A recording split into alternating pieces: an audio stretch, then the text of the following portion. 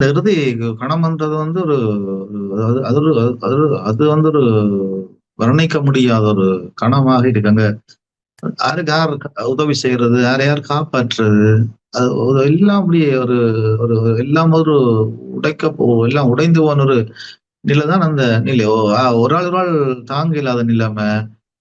அப்ப ஒரு ஒரு ஒரு அது ஒரு பயங்கர ஒரு மனித அவலம் என்றே நாங்க சொல்லலாம். பயங்கர மனித அவலம்.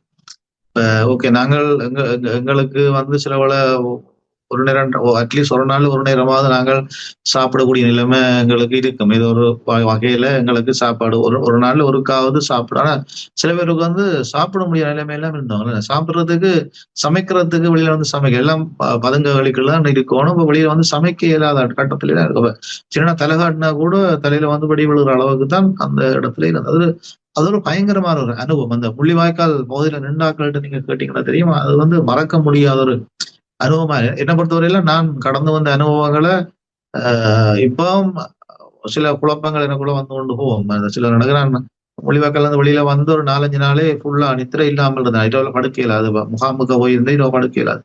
இங்கெல்லாம் பிடிக்கிற மாரி சத்தம் எல்லாம் கேட்கும். அப்படியான ஒரு மன குழப்பங்கள் தான் அந்த இடத்துல வரும். அது ஒரு பயங்கரமான அனுபவம். மக்கள் எல்லாரும் சிதறடிக்கப்பட்டிருந்த ஒரு நேரம். ஒரு ஆளுக்கு ஒரு ஆள் உதவி செய்யலாம். பக்கத்துல இருக்கிற ஆளு ஆரண்டு கூட நான் பார்க்க இயலாத கட்டம். அப்ப எங்களுக்கு பக்கத்துல உதாரணமா முக்கியமான ஒரு ஆள் இருந்தா கூட, நாங்கள் ஆரண்டு அவர பார்க்கவே மாட்டோம். எல்லாம் ஒரு சமனான நிலைக்கு எல்லாம் ஒரு சமனான நிலைக்கு மேல் தட்டு, கீழ் தட்டு ஒண்ணுமே வலம் இருக்கிற ஆள் எல்லாம் அந்த ஒரு கதை. எல்லாரும் வந்து ஒரு சமமான நிலைக்கு அந்த ஒரு கட்டம் தான் அந்த இறுதி நாள்கள நாங்கள் பட்ட அனுபவமா இருக்கு.